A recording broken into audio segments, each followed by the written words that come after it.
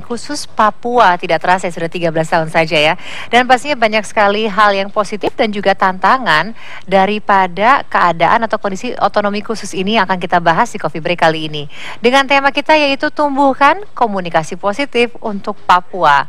Memang mereka mengatakan bahwa komunikasi adalah dasar atau awal dari segala-galanya dan akan kita bahas dengan narasumber kita. Telah hadir di studio ada Bapak Dr. Andes Fatun Harun MSI sebagai Humas Des Papua. Apa kabar Pak? Baik-baik Mbak. Dan di sebelahnya ada Dr. Andes Ismail Cawidu MSI sebagai Kepala Pusat Informasi dan Humas dari Kementerian Komunikasi dan Informatika Republik Indonesia. Apa kabar Pak? Baik Mbak.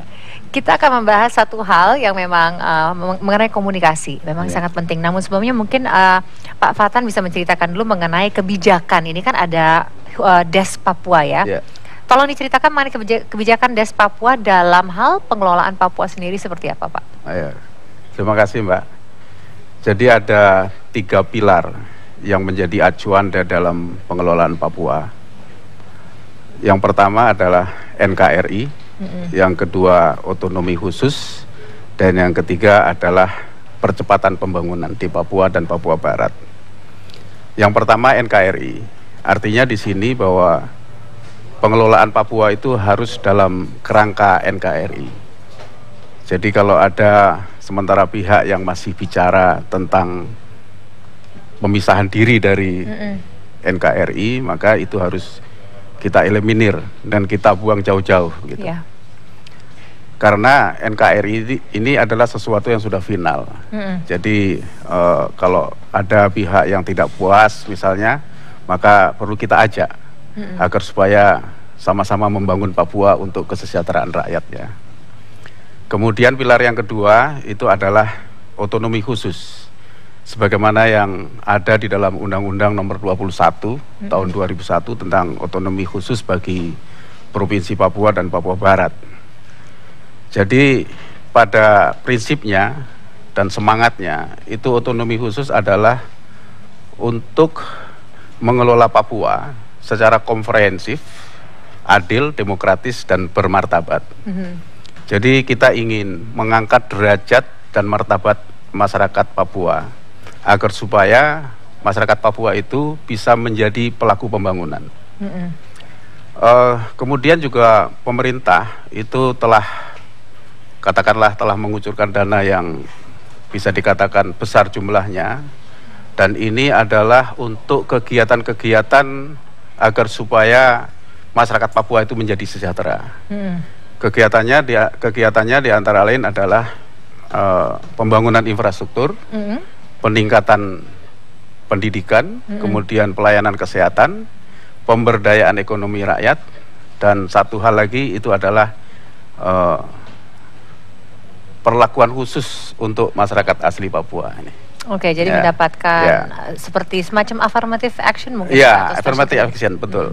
Kemudian yang ketiga, pilar ketiga adalah percepatan pembangunan di Papua dan Papua Barat. Karena kita ketahui bersama, Papua itu bisa dikatakan kembali ke pangkuan NKRI itu ketika PBB mengesahkan hasil PEPERA.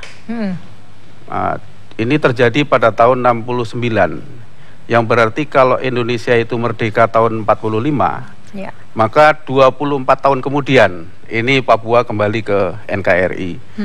Ini berimplikasi pada ketertinggalan Papua di bidang pembangunan. Oleh karena itu perlu adanya percepatan pembangunan di sana. Maka diterbitkanlah oleh Bapak Presiden itu Perpres nomor 65 dan Perpres nomor 66 tentang pembentukan UP4B, Unit Percepatan Pembangunan Papua dan Papua Barat. Nah, itu kebijakan-kebijakan yang kita acu selama ini, yaitu berlandaskan kepada 3 pilar itu tadi, NKRI, otonomi khusus, dan percepatan pembangunan Papua dan Papua Barat. Begitu. Jadi kalau dari segi legislasi atau undang-undang sudah banyak sekali yang meng-cover ini selama 13 tahun juga sudah sangat solid ya. Tetapi tentunya banyak sekali kementerian yang terlibat. Salah satunya sebagai kementerian teknis adalah Kementerian Kemenkominfo. Kominfo di bidang informasi dan juga komunikasi. Karena kita sudah katakan tadi ya Pak, komunikasi itu merupakan hal yang sangat penting, terutama dalam menyampaikan tujuan daripada otonomi khusus Papua dan ketiga pilar yang tadi sudah dijelaskan. Nah, untuk Papua sendiri dengan segala macam kondisinya yang jauh dari pusat dan sebagainya, apa saja yang dilakukan agar komunikasi ini bisa tersampaikan secara efektif, Pak? Ya. Baik, kalau dari segi komunikasi, Kementerian Kominfo dalam melakukan berbagai macam program itu selalu didasarkan pada pasal 28F Undang-Undang Dasar 45 yang mengatakan bahwa setiap orang berhak berkomunikasi, mencari informasi, menyebarluaskan informasi dan seterusnya lah. Ya. Artinya kita ingin menjadikan Papua itu sama dengan masyarakat-masyarakat Indonesia yang lainnya. Nah, untuk melakukan itu ada dua hal yang kita bangun. Yang pertama pembangunan infrastrukturnya. Yang kedua dari segi pembangunan untuk sosialisasi kebijakan.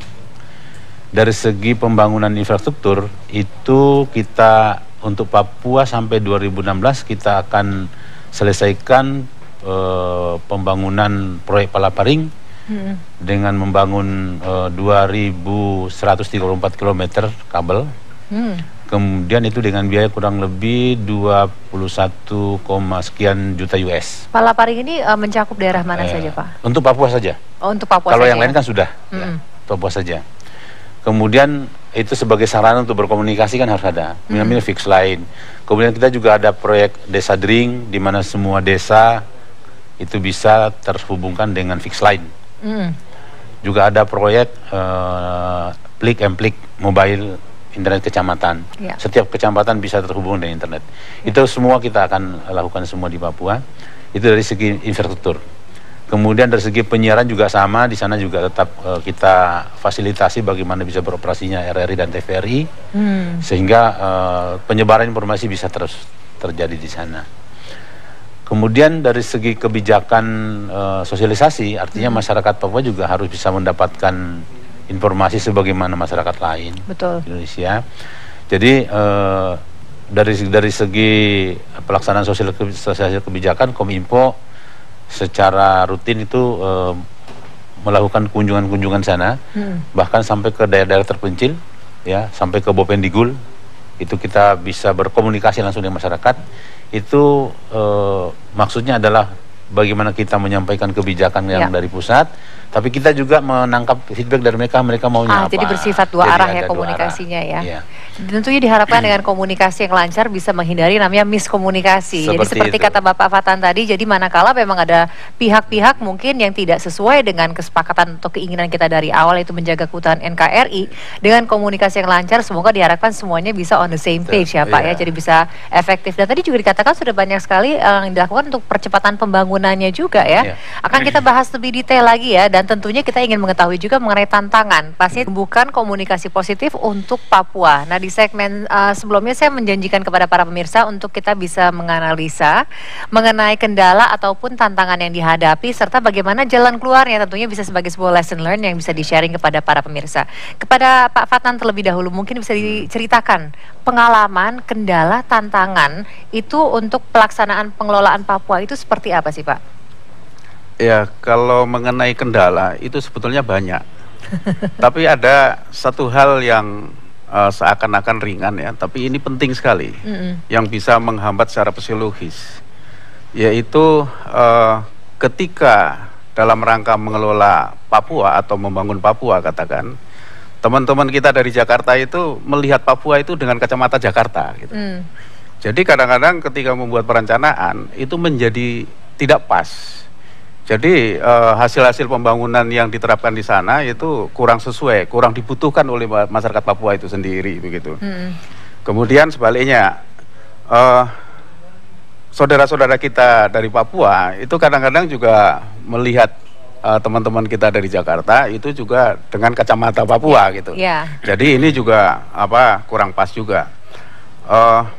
Malah kadang-kadang ini lebih kurang menguntungkan lagi kalau umpama saudara-saudara kita dari Papua melihat pendatang misalnya dari Jawa atau dari Bugis atau dari mana saja, nah, itu sudah muncul suatu kecurigaan, jangan-jangan ini mau mengeksploitasi sumber daya alam dan sebagainya begitu. Nah, ini adalah kecurigaan-kecurigaan yang perlu kita perbaiki, kita hilangkan begitu.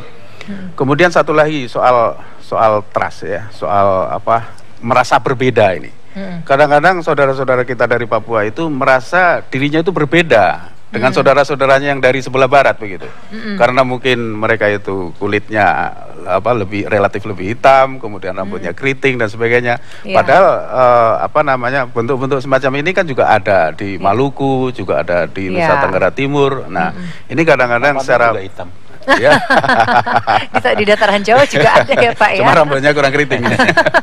Nah ini seringkali menjadi hambatan fisiologis. Nah, ini perlu kita hilangkan. Padahal begitu indahnya Papua seperti kita bisa saksikan saat ini ya. Bisa dikatakan juga merupakan mutiara daripada Indonesia dengan keberagamannya yang ada. Jadi ini menarik sekali ya, Pak Fatnan mengatakan bahwa masalah beda persepsi antara pusat dengan di Papua dan Papua Barat itu sendiri bisa menjadi sebuah potential problem. Nah mungkin Pak Ismail bisa menceritakan atau memberikan sedikit masukan, solusi untuk bisa menghadapi kendala tersebut seperti apa Pak? Ini persoalan komunikasi sebenarnya. Ya. Makanya tepat sekali Kemenkominfo. Jadi memang yang perlu kita bangun sekarang adalah bagaimana persoalan Papua ini dikomunikasikan dengan baik, bukan hanya antara Jakarta dengan Papua.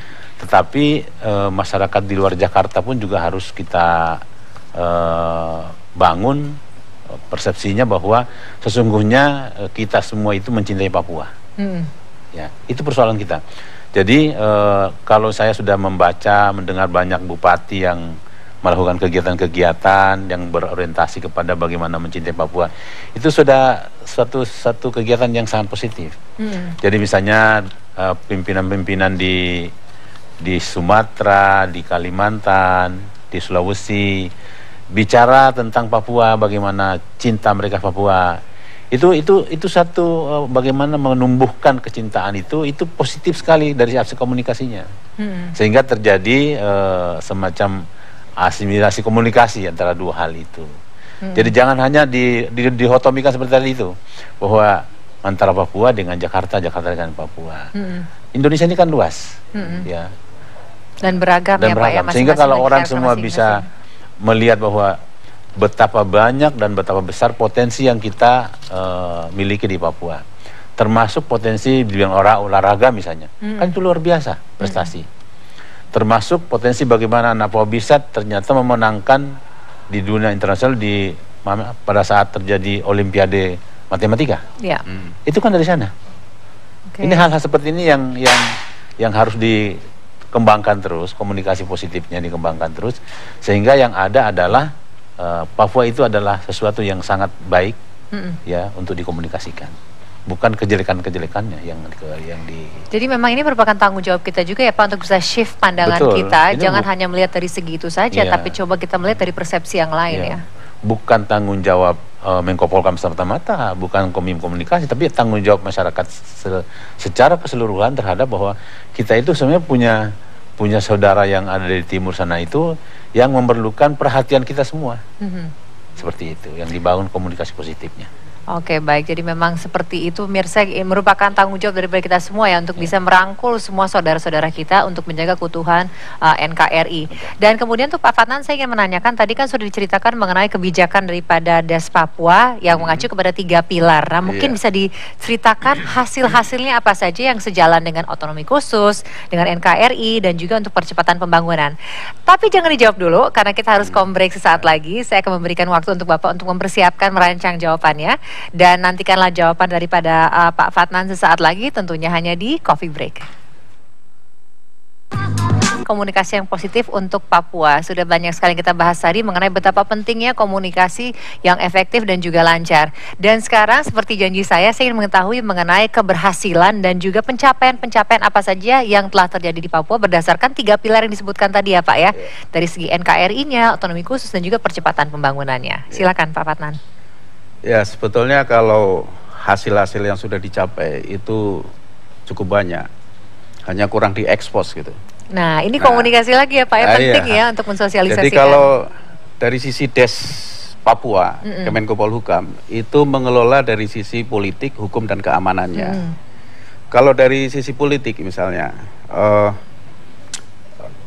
yang tadinya itu Papua hanya satu provinsi, itu kita sudah bisa mekarkan menjadi 2 provinsi. Kemudian yang tadinya itu hanya terdiri dari 29 kabupaten kota, sekarang sudah kita kembangkan menjadi 42 kabupaten kota. Nah, ini tentu saja akan lebih meningkatkan pelayanan kepada masyarakat gitu. Kemudian soal jabatan politik. Kalau di dalam Undang-Undang Otonomi Khusus, itu yang diatur hanya gubernur dan wakil gubernur itu harus orang asli Papua. Ya. Tapi sekarang, baik gubernur, wakil gubernur, wali kota, wakil wali kota, dan bupati maupun wakil bupati, itu semuanya sudah saudara-saudara kita dari Papua sana. Jadi putra daerah ya? Ya, jadi ini affirmative action-nya itu sudah betul-betul bisa terlaksana dengan baik. Kemudian ini juga mengindikasikan bahwa saudara-saudara kita dari Papua itu tidak berperan sebagai penonton saja, sebagai pelaku-pelaku pembangunan di sana. Jadi akan terangkatlah martabat mereka itu, derajat dan martabatnya itu. Baik, Pak. Ini dari segi politik. Kemudian kehidupan demokrasi juga baik. Indeks demokrasinya itu melebihi dari Aceh, NTB dan juga beberapa daerah yang lain. Meskipun itu angka indeks demokrasinya masih di bawah rata-rata nasional. Ya. Kemudian kalau dari segi hukum, ya, dari segi hukum itu memang kita terus melakukan pembinaan, kemudian pelanggaran-pelanggaran kriminal dan sebagainya kita melakukan pendekatan hukum. Ya. Kemudian dari segi keamanan, Papua itu sama dengan daerah-daerah lain. Posisinya itu tertib sipil. Ya. Jadi daerah-daerah lain juga tertib sipil. Kita tidak menambah pasukan dan sebagainya. Kalau ada pasukan itu adalah untuk menjaga perbatasan. Jadi tetap itu tentaranya itu TNI-nya adalah pasukan-pasukan organik gitu. Jadi tidak ada penambahan gitu. Jadi artinya situasi keamanannya itu sangat kondusif. Beberapa wartawan asing juga banyak yang sudah berkunjung ke Papua, meliput dan sebagainya. Meskipun ini juga harus memenuhi syarat-syarat tertentu ya, yang harus dipenuhi. Nah, ini artinya keamanan itu begitu sangat kondusif. Sudah terjaga ya. Nah ya. Ini tadi dikatakan mungkin kurang terekspos ya, kurang terkomunikasikan. Betul. Nah mungkin kepada Bapak Ismail bisa sedikit juga memberikan komentar mengenai hal itu. Bagaimana caranya agar pencapaian yang sudah terjadi saat ini itu bisa terus terjalin dan bisa semakin diketahui oleh seluruh bangsa Indonesia. Mungkin sedikit komentar ya Pak mengenai keberhasilannya. Menggambarkan keberhasilan Papua melalui media itu memang tidak pernah cukup. Ruangannya sempit. Iya. Iya kan? Kalau memang orang mau berkomentar mengenai Papua, saya sarankan datang ke sana. Pasti beda. Ya, pasti beda. Jadi kita sudah mengatakan keberhasilan segala macam. Orang mendengarkannya mungkin bagi yang tidak pernah ke sana, mungkin lain persepsinya. Ya, tapi betul. kalau mau melihat Papua pembangunan yang datang ke sana lihat. Supaya dia beda antara visualisasi dengan yang dia baca dan yang dia dengar. Ya. Terus kan apa? Ruangan yang ada di media kan sangat sempit sekali. Ya. Kita dialog saja kan sedikit. Betul. Nulis di koran saya sedikit. Bagaimana menggambarkan dengan baik? Justru kadang-kadang masih berlaku, kadang-kadang ya bad news is a good news. Kadang-kadang ya, seperti sayang itu. Sekali memang demikian ya. Jadi kita pun juga sudah melihat bahwa kebebasan berkomunikasi di Papua sudah luar biasa. Ya, mereka sudah bisa mengupload ke media sosial tentang apa yang mereka alami di sana. Jadi sebenarnya sekarang sudah relatif tersebarlah informasinya bahwa memang masih ada informasi-informasi miring itu tidak akan pernah habis. Ya. Tidak akan pernah habis. Ya itulah hidupnya. Tapi kita hanya bisa menyarankan bahwa siapapun yang kepengen tahu tentang Papua secara utuh, sebaiknya datang ke sana. Harus ke sana langsung, dan dia lihat merasakan, mengalaminya dia lihat sendiri. bedanya seperti itu. Itu sebenarnya ajakan nih buat para pemirsa ya. Siapa tahu kita bisa berkunjung ke Papua. Tadi saat kombrek banyak yang kita bahas mengenai keindahan Papua ya. Jadi penasaran ingin ke sana. Tetapi benar sekali seperti kata Bapak Ismail, memang waktu itu sangat terbatas termasuk di segmen kita kali ini. Mungkin terakhir bisa memberikan kepada para pemirsa juga mengenai mungkin ajakan atau mungkin closing statement. Silakan secara singkat Pak Fatan terlebih dahulu. Oh ya. Saya ingin mensetir yang biasa digunakan oleh Pak SBY dulu menjelang jadi presiden. Ya. Bersama kita bisa gitu. Jadi artinya di sini mari kita bersama-sama membangun Papua, mengelola Papua. Demikian juga saudara-saudara kita dari Papua juga bersama-sama kita untuk membangun Papua dalam kerangka NKRI. Gitu. Oke, baiklah. Jadi bersama-sama ya Pak ya, jangan hanya kita menyerahkan kepada kementerian tertentu, kepada pemerintah, atau kepada masyarakat di Papua dan Papua Barat saja. Kemudian Pak Ismail, silakan jika ada yang disampaikan terakhir. Kalau dari segi komunikasi, bagi masyarakat Papua yang sudah bisa terhubung dengan internet, media sosial, itu gunakan itu sebagai media untuk menyampaikan tentang yang positif tentang Papua. Bagi masyarakat di luar Papua, bagaimana kita mengekspos tentang hal-hal yang positif tentang Papua dari sisi kita masing-masing. Yang tadi saya katakan dari awal itu bukan hanya masyarakat Jakarta dan Papua, tapi masyarakat di luar Jawa pun juga berhak dan penting untuk menyampaikan tentang hal yang positif tentang Papua. Oke, bagus sekali. Pada dalam waktu yang sangat singkat, sudah terbiasa dengan waktu yang atau dengan space yang tight untuk bisa menyampaikan tujuannya ya. Jadi pemirsa, demikianlah diskusi kita mengenai bagaimana cara kita bisa membangun komunikasi yang efektif tentunya untuk Papua dan Papua Barat, tentunya dalam kerangka Negara Kesatuan Republik Indonesia. Merupakan tantangan dan juga mungkin kewajiban ya, tanggung jawab bagi kita semua untuk bisa sebagai warga negara Indonesia menceritakan hal-hal yang positif ya, memberikan inspirasi dan juga semangat kebersamaan kepada seluruh bangsa Indonesia. Saya ucapkan terima kasih banyak kepada para narasumber saya. Terima kasih Pak Fadnan, Pak Ismail telah hadir di sini. Dan pemirsa, masih ada berita menarik lainnya di Coffee Break. Untuk itu tetaplah bersama dengan kami. Kami akan kembali setelah yang satu ini.